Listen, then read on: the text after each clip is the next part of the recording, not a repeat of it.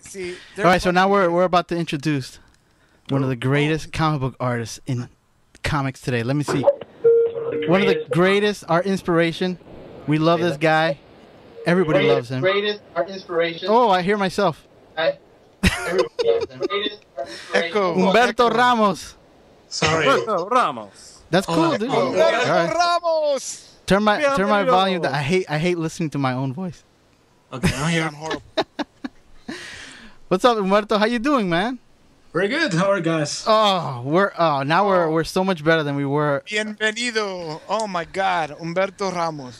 Dude, you have no That's idea. You have no idea what your art has meant to us since high school. And I know it makes you feel old and all, but you're not that old. I mean, you're pretty young. I'm 41, actually. I'm pretty old already. Yeah, but we're close. I mean, Joe Daddy's. I'm up there. I'm up there, dude. Yeah, well, you're on the powwow, dude. And my name 38. I'm Luis Amaro. We and me and Mr. Jose over here, Joe Daddy. We went to the same school together, and we were aspiring comic artists. We did our own comic, but we had an art class where our teacher hated comics. You know, Okay. and Big time. yeah, and Joe Daddy is a cartoonist, and I was trying to do comics. But we blended our styles together. But we saw your art style. We were like, oh, we can do this, because back in the day, there was not really a cartoony style other than Arthur Adams. If I can draw, anybody can. I mean, I'm big of a dog. No way. I would. You draw Yeah. a freaking Yeah. comic. Humberto. Listen, we went to school with some guys who wanted to draw, and it's disappointing because some people they really do want to, but they can't. But I think it's awesome that people try and they keep working at it, and you get better at it, But Humberto, man, tell us about you, man. How did you get into this? I live here in Mexico. Mm-hmm. Always live here. And when I was a kid, I loved reading comic books, or at least seeing or watching comic books, because I couldn't read that much at that age, early age. Then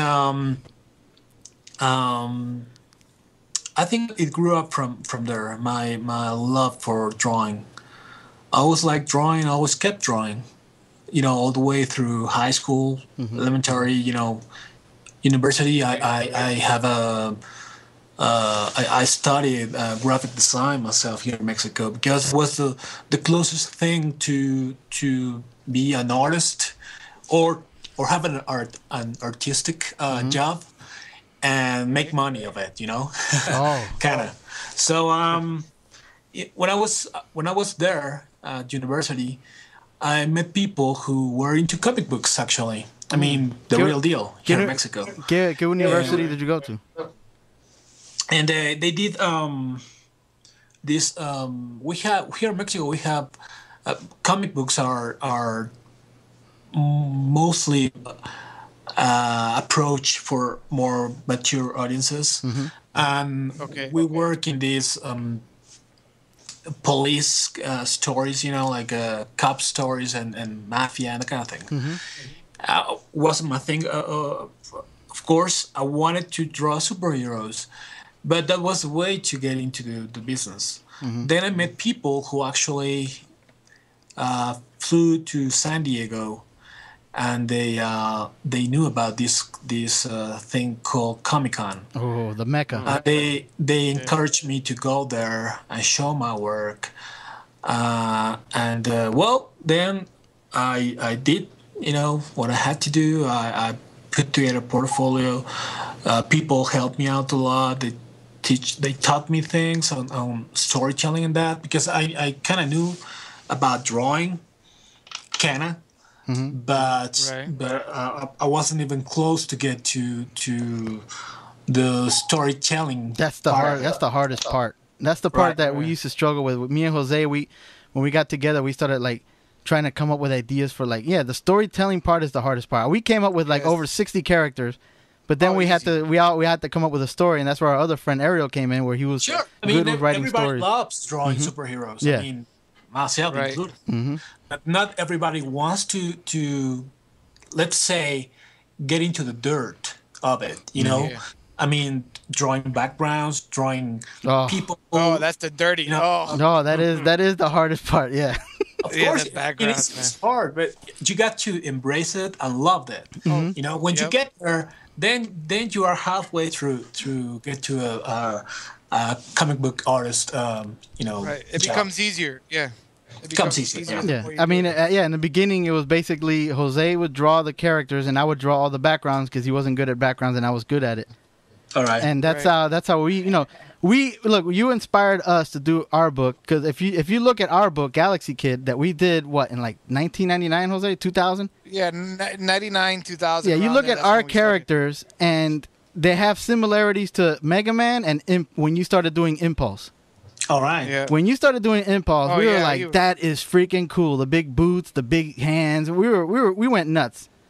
No, it's funny because Lewis has the entire collection of Crimson. Yeah. And I have the first 10 or 12 issues of Out There. Mm-hmm. And I mean, I love that story. You know, the kids with the powers and they're in the town. Well, everybody knows. That Everybody, was a great story. everybody Yeah, that's that was heard great. this Crimson show was amazing. everybody that's heard this show has heard me talk about it a million times. I have one box dedicated to Jim Lee because he's always been like my favorite guy. But there's only one other artist that has comics in that box, and that's you. That's Humberto Ramos. Half of the box is Jim Lee. The other half is all With Jim Lee, so right. you and Jim Lee are Right. you and Jim Lee have always Yeah, been my man, favorite. you're I mean, I have a lot of Impulse. I have a lot of all the Crimsons. I got Out There. I got everything. Even that freaking Gene 13 one shot that you did. You know, I mean, yeah. we went nuts, and now lately we've been doing Spider-Man. It's basically my dream come true. I was like, wow, finally an awesome artist in Oh Spider-Man. yeah, big time! I just saw the graphic novel yesterday. It's amazing stuff. Yeah, so if you go look, I don't want to make myself sound grand, but if you see Galaxy Kid, if you go to galaxykid.net, you'll see our comic book, and you'll see what we're talking about. Like that was our inspiration, man. Your art, and we were like, oh, and Joe Daddy started off with with Arthur Adams because we were like when we first started seeing like that Mojo Mayhem with all the little Yes. X-Men babies. Right. The baby. Yeah. Twin babies, huh? Yeah, the X-Men the babies. yeah. We went nuts for that, but your art basically made it like, okay, this is standard. We can do it like this now. We can do cartoony style. We could do the big gloves and the big boots because nobody was doing that. No, yeah, because before you came along, everything was all the comics were like a generic style. You know, every superhero looked a generic. Yeah, everybody a generic way. either wanted to be like Jim Lee or McFarlane. Yeah, I wanted to be very art, realistic. To be honest, I always wanted to be like art, Mhm. and I never could, but I always tried. Well, you were closer than anybody else because Arthur Adams always had the big eyes and the big hands, and he had that cool style. But you made it your own. I mean, you're the only person. We see a lot of artists that draw like similar to you that are probably your friends. Like Herrera, I got his art books, and I got your art Herrera. books, and He's Meglia. awesome. These are all your boys, right? Meglia and Herrera. Yeah. Actually, no. No? Meglia's he died a couple years ago. I know. That was terrible. It was terrible. Yeah. Yeah. It's funny because I met this kid that lives in my parents' in my parents' country, Uruguay. I'm from Uruguay, Okay. and this kid, his name is Rolando Majada, and he lives down there. And he lives in Uruguay. This is like a little tiny country under Brazil, and his favorite artist was you and Meglia. And so I would send him comic books that you and Meglia did. And I mean, if you look at his art style, he even did our Legality for a little while. But if you look, he's doing comics for like Guerrilla Comics or something like that down here. And his art style, I mean, that guy really took an inspiration from you hard. Because if you look at his art style, he's great. And I mean, I'm telling you, you've inspired a lot of people to be that you can do it. And even if you're just a cartoonist, you can draw comics. Well, it's always nice to hear that people, feel like they appeal to my work or it's always nice. I mean, I never really honestly wanted to be an influence Inspiration? to anybody. It's good to know that you're doing something good for some people.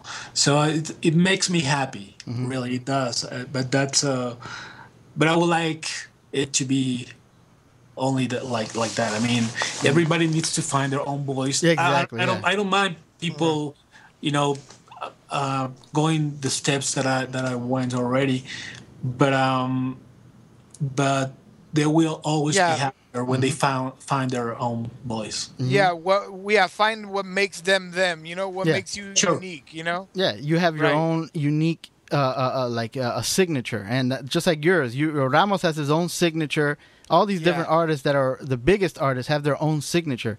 Yeah, you can't mistake Ramos drawing. No, you can't. Oh, I know. Yeah, you can see it a mile away. Yeah, Yeah, your you cover, love your to hate it, but that's me. Yeah.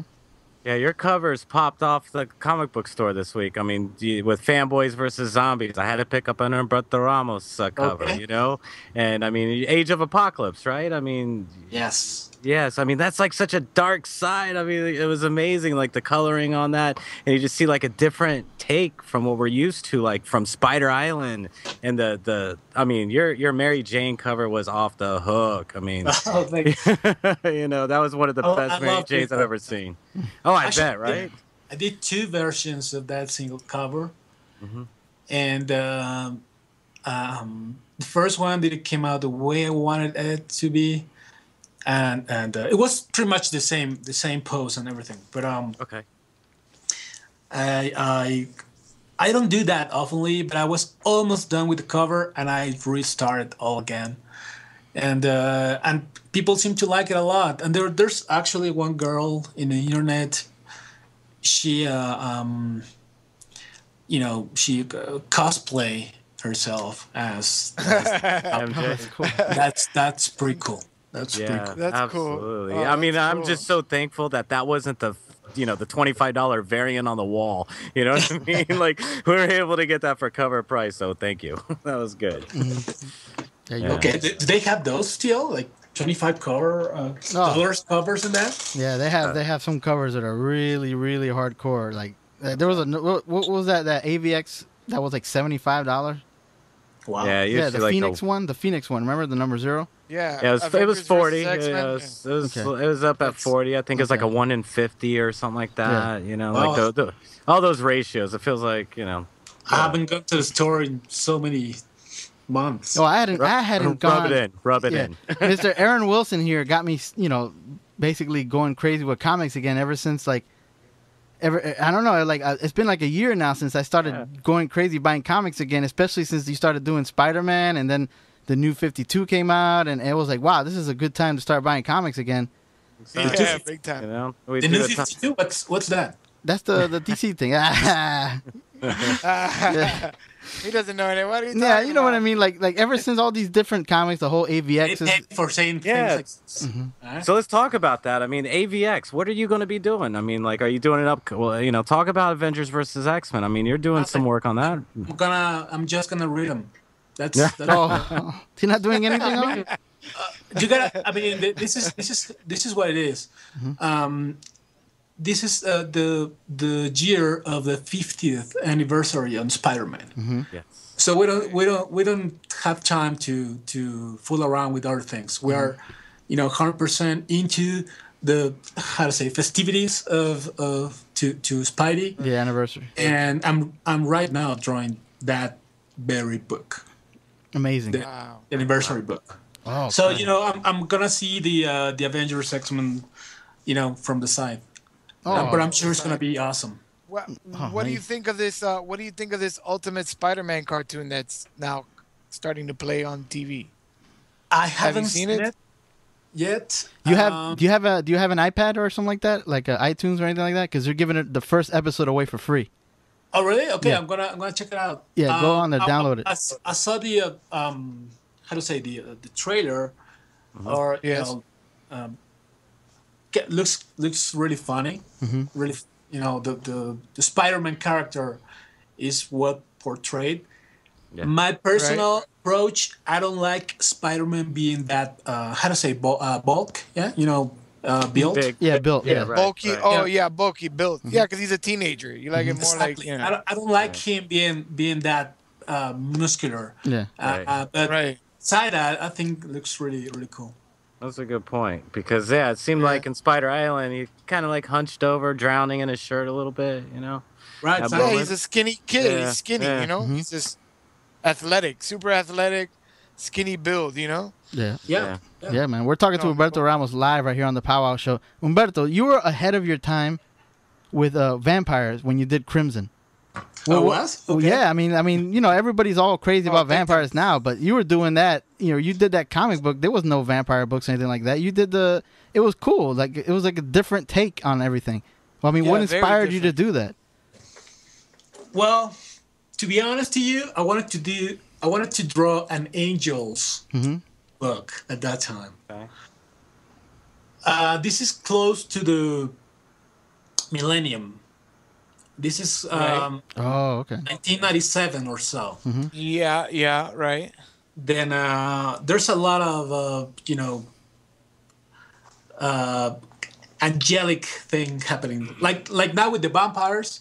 Well, that time there were a lot of angels, and everybody talked about angels and that. And I was really into religion. I mean, Right. not that I was religious, but I like reading and searching about religion and that. And Yeah, there's a Yeah. lot of symbolism. Yeah, there's a lot of symbolism and a lot of things that you can draw from in religion. You know, I understand what you're saying. Right. So at that time, I talked to my pals, Oscar and Francisco. They co-created the book with me, and I told them that I wanted to do something that happens to be with angels, and also as you said, vampires weren't in the loop at that time, and something we really didn't want to do was to do a superhero book. I mean, if this was gonna be our one shot, Right. the one thing I didn't want to draw was a superhero. There were way too many superheroes around there, and I was working on superheroes already. So I don't think people need to see a new superhero who's not gonna bring anything new to the to this universe. Yeah, you So- wanted to try something different. Right. so that's how pretty much we set up what later on turned into Crimson, and then Francisco, who's now he's now off comics, but he's a novelist. He has a great eye for research. Okay. And he went through all these crazy different legends on how the vampires were pictured in different cultures around the world and different ages, Right. and we created our own vampire myth from all these stories. Like in the beginning with the we put it all together with the creation of the world by Right. like Oh, as yeah. the Bible says and that. I mean, we put all these things together. Then then Oscar he really wanted to do something with dragons, and well we try to find a way to fit those in the story, and that's how we make these melting pots of different Yeah, there was a lot of different characters in that. myths Yeah, and that. Yeah. Oh yeah, it was cool. So It that's was really cool. pretty much Yeah. how Crimson was created. That was like a golden age for me and Joe Daddy. We would leave school when all the cliffhanger books came out. We were like, wow, man. But Oh man. for some reason, everybody was like all crazy about the other books. We were crazy about Crimson because we liked your art. And at that time, it was crazy because you would be doing that book, but you'd be also doing other books and covers and things like. And you were like, man, you were like prolific. You were doing so many books at Yeah, once. that's good. Because I gotta pay the rent. Yeah, no, it's obvious. Got them busy. Yeah, when your life depends on it, you're hustling, boy. You're hustling. Listen, man, but there's not many people that can do that. I mean, they gotta. There's a lot of artists that are starving artists too, but for some reason they can only do one thing. They can't chew gum and walk at the same time. But you you're prolific. I mean, you do a lot of things at once, but they're all good. You never draw one thing good and then a second thing mediocre. They're all good. You know what I mean? Well, I try to do that. I mean, of course, I feel flattered of what you said, but I can't agree with you much. I know my limits and I know what my failures. We haven't seen them. I don't wanna number them here. You disguise them well. Many, yeah, there's many, and but I think the thing of being aware of them makes you try to make it better for the next page actually. Then it's a matter of understand that your work it's a real job, and you have to do two things. You have to be creative, but you have to be responsible of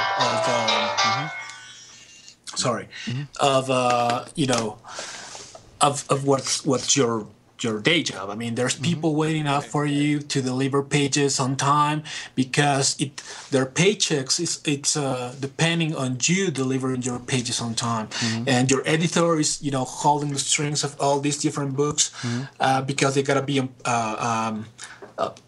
with the printer and be on time for selling, and that it's now something that you have to be aware of every day.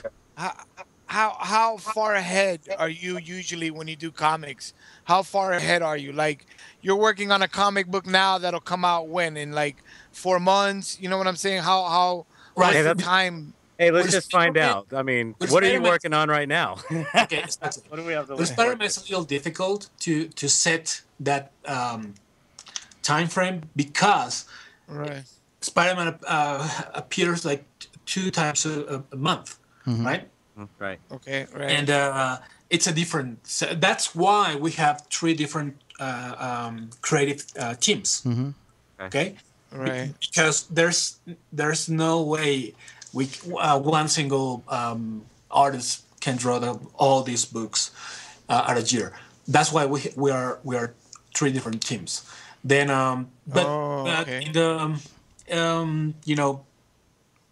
in a regular assignment time, what I would be drawing now will be in the bookstores like 4 months from now. So you're like 4 months ahead of time. That's pretty good. Yeah.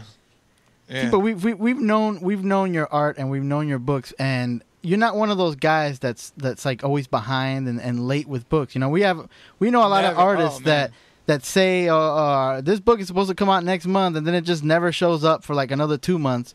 But you're not one of those guys. You're prolific with your art. It's consistent. Very consistent. Very consistent. No, well, as I told you, it's a different thing when you draw after school. On your free time, right?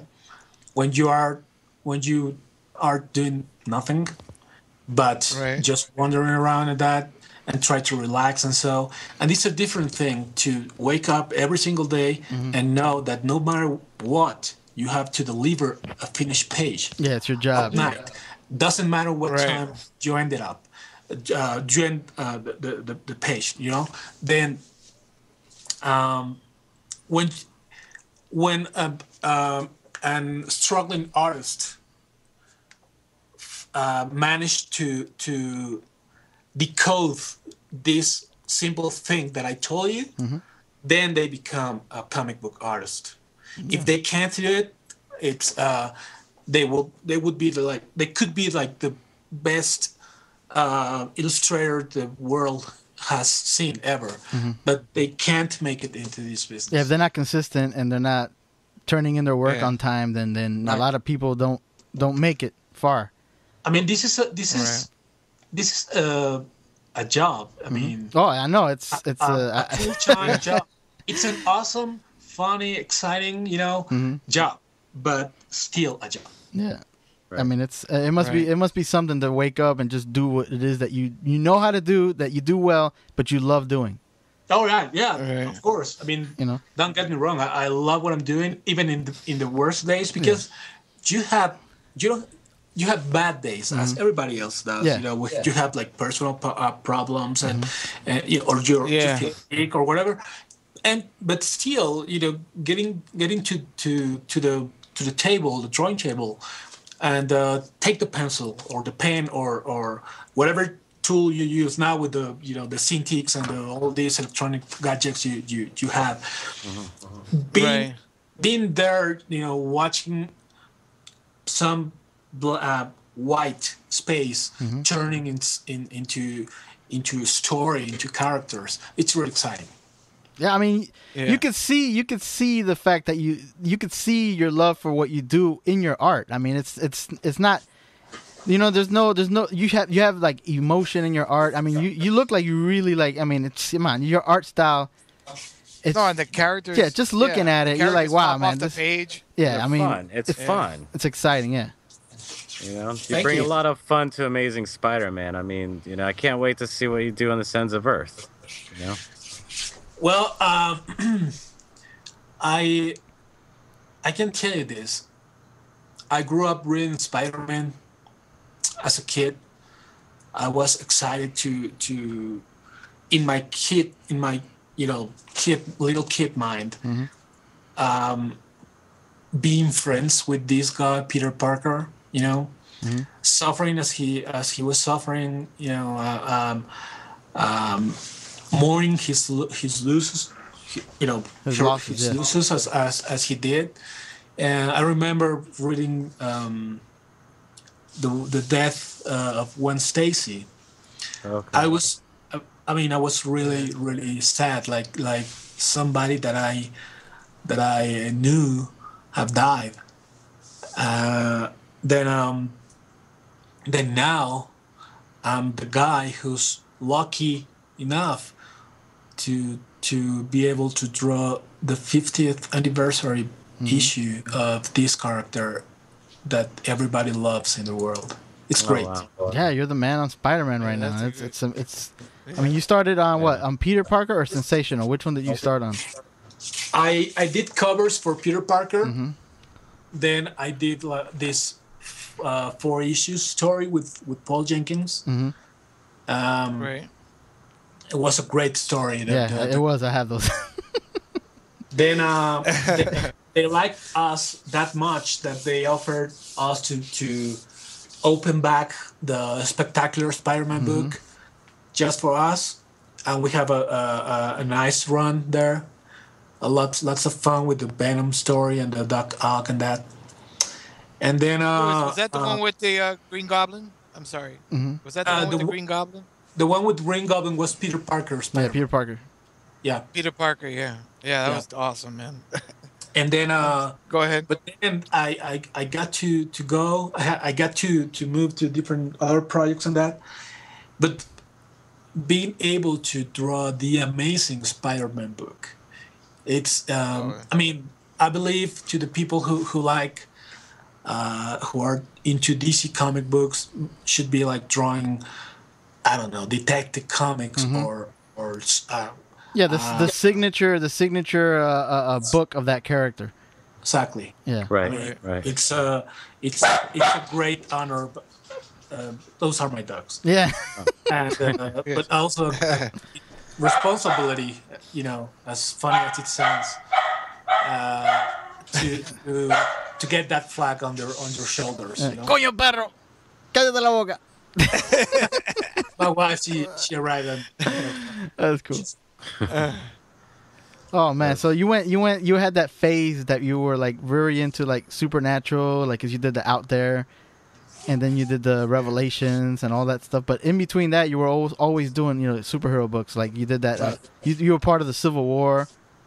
well, you know, I listened to what Matt Damon said in Jay and Silent Bob Strikes Back. You know, he says, Ben Affleck, you're gonna do the arty film and then the blockbuster film, and then you're gonna go back to. So that's what I'm that's trying to. Oh man, that's cool, man. So you are you doing tours right now in the comic conventions and stuff? Yeah, it's starting like I just did WonderCon Oh, WonderCon, that's right. And then my next show is San Diego. Okay. Oh, that's the mecca. And then Chicago, then Mid Ohio, and maybe DragonCon. I don't know yet. Oh, Atlanta. And then Austin. That's the states. And here in Mexico, last year we started doing this little show with many local artists, all very talented. We call it Festo Comic. Oh, okay. And that's a show that I'm doing here in my hometown. All right. So for all my We gotta go to Mexico, Louis. yeah, man. I mean, You guys gotta come down to Mexico. I would love to. I would love right. to, especially to go to a There's- comic convention. There's no bullet train like as they say news and that. It's kind of dangerous as every major city, but it's not that bad really.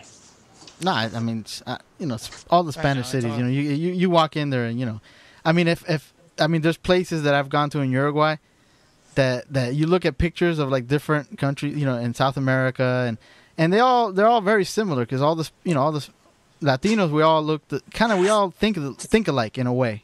In a weird way, we all think alike. It's every country. I've been lucky to travel to different countries because of this awesome job I have, and I've been to Spain and I've been to Germany and I've been to France and of course the States and Argentina. Many places. And they all have their goods and their bads. Yeah, Right. of course, yeah. So Right. I understand this is what sells the papers now. What's happening in Mexico? I understand. Yeah, no, it's what it is that down here this is a very scared country. Everything freaks everybody out down here, and so, oh my God, something happened down there. We got to talk about that for a week. All the news stations, that's all they can talk about. I mean, they have to fill 24 hours worth of news, so they just Nobody ever has good news. It's all bad news. Yeah. That's what sells. Bad news. Right. Yeah. I know. you can't take stuff like personally. Everybody's Well, I don't take it personally. I understand. It's crazy. People. Estamos locos. What? Estamos locos acá. I live down here close to Miami. So in Miami, it's Fidel, it's Cuba, it's every Fidel se cagó, Fidel estuvo hablando con el Pope, Fidel esto, Fidel lo otro. It depends where you live.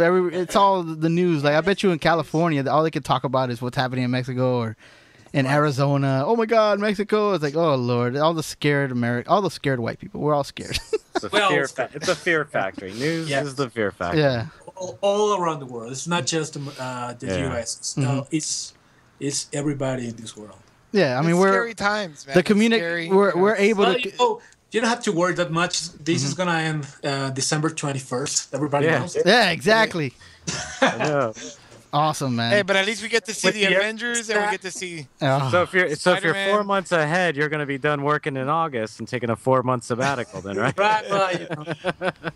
Oh man, how do you feel about that Amazing Spider-Man movie coming out?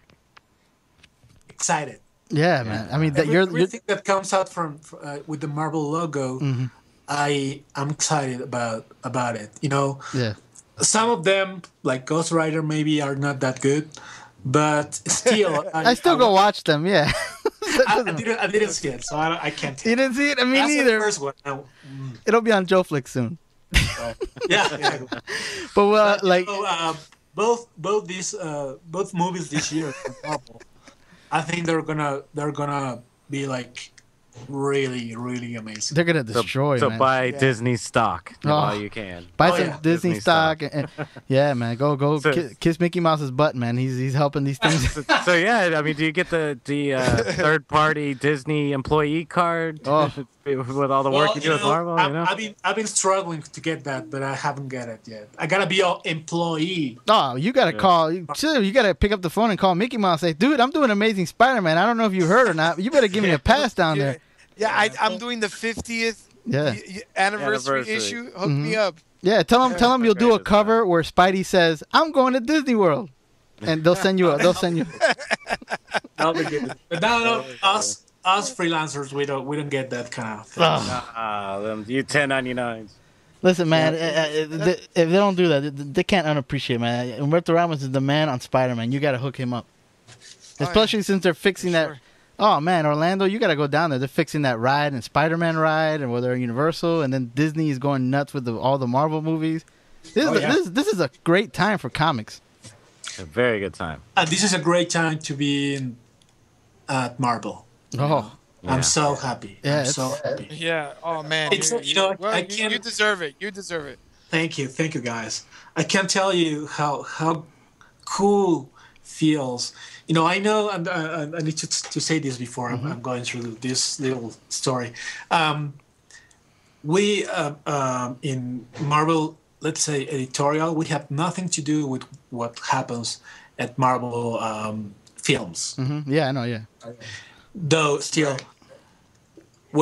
every time that I go to movies and I see the Marvel logo on the screen appearing, I actually feel like I'm part of something really big because I see that you feel like around us is awesome. Feel like a giant sense of pride. Say, wow, I worked there. Yes, it's a private pride, that I have in those every time that I go to see those movies. Oh, it's great. Listen, man, I'm sentimental too. Look, if I was drawing Spider-Man and I went to see the Spider-Man movie, I'd be crying.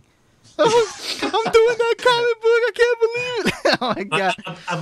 I'll try not to go all the 9 yards on that, but don't tell nobody. Yeah. Yeah. It's sentimental. Oh, Daddy, why are you crying? Oh God, you don't understand. Swip. Oh. And you get to see Stan Lee pop out. Yeah, you got to download that Spider-Man cartoon. You'll love it. I think it's cool. You see Stan Lee in the cartoon. It's crazy. Oh, really? Stan Lee. He's got a Stan Lee's cameo a janitor. Yeah. That guy's everywhere now. Have you met Stan Lee? Well, as everybody else, I can. It's not that we are friends or anything like that. Yeah. I happen to see him in the Marvel booth in the big shows, and he's always like a nice guy and a gentleman. So every time that I go through to him, he says hi, and I know he has no idea who I am. Oh my God! Okay. You gotta let him. Say, damn, you gotta wipe his big old glasses off and say, hey, Stan, I'm doing Spider-Man, buddy. Excelsior. Yeah, he'll say, well, yeah, right. Oh, that's awesome, Humberto, man. We wanna. You don't have no idea how much we appreciate you coming on our show. We have a very, very small little geeky show down here, and we do it every Wednesday and Saturday right here at 9 from down here in Florida. It's my pleasure, really. And so we really appreciate it. I mean, you're probably the biggest artist we've ever had on the show. Well, I guess you haven't get much of them. No, well, we got a couple people. Like we had Greg Capullo here. A couple. Wow, Red's awesome. We had Greg Capullo. We had Scott Snyder, the guy who's writing the Batman book. So, I mean, we're not terrible, but dude, for us growing up, I mean, collecting books, me and Jose especially, because if you look at our Galaxy Kid, for us, you're big time, man. Just like the comic book, big time. Oh yeah, thank you, big time. So we want to thank you, man. Yeah, come back anytime, man. Tell us what's going on in Spider-Man and the world. If you can give us news, come back anytime. We're here, man. We'll do a whole show in Spanish for our families and my family. That'll be awesome to have a show in Espanol. I got to do one in Espanol for my family in Uruguay and all your family in Mexico so they can listen to us. We'll do one, man. Estará muy bien. Oh, muy bien. All right, gracias mucho, Humberto. Al contrario, gracias a ustedes. Humberto, muchísimas gracias, man. Fue un gran placer y que le siga yendo de lo más bien con el cómic. Sí. Y we look forward to seeing what else you're going to put out there. So thank you so much for coming on our show. Yeah, you deserve it, man. Gran éxito. Al contrario, muchas gracias a ustedes, muchachos. Gracias. Oh, man, Humberto Ramos, dude, on with the Powwow Show, man. Wow. Right? That's great. Yeah. Oh, that's the man, dude. That's awesome, dude. Dude, I have no idea, man. Sweet. This guy is awesome, man. Yeah, I enjoy his stuff. I've never seen anybody do MJ outside of J. Scott Campbell, but he does a great Mary Jane. I mean, I could have gone on talking to him forever, but the guy, his family. I don't want him to sit down and talk to him for hours. Yeah, his wife just got. Hey, we gotta act like we're busy. Nah, yeah, we're nah. I mean, come on, you can't keep him on for like more than he's already been on for like 45 minutes. You know, Yeah, so he's got pages to draw. oh, he's got work Yeah, to do, man. exactly. We need that Spider-Man to be out on time, man. Yeah. I We love don't want that to get guy. him in trouble. He'd be like, "Damn, powwow show." No, and no. Imagine like the comic comes out and goes, dude, this one page looks like all these other pages are great, and this one page it just wasn't all there. And he's like, oh yeah, that's when I went on the powwow show and talked to those guys. Oh man, Humberto Ramos. I'm gonna be cutting that interview out. I'm gonna be posting it on YouTube so everybody so everybody can listen to it and watch it. You know, I mean, you can listen to the show. If you missed it, shame on you. You could always listen to it on Stitcher. Just download that little Stitcher radio app for your iPhone or Android or whatever the hell you got, and or just download it on iTunes. You know, go on iTunes. This is what I want people to do. I know a lot of people listen to it because I see the downloads. Just go on iTunes and rate us, man. Give us a 5-star and put a little comment saying, "Oh, this show's great" or shit like that. It just makes us look good, you know. we love Joe Daddy. No, Joe Daddy and Louis the Artist is the funniest fat guy ever, and whatever, man.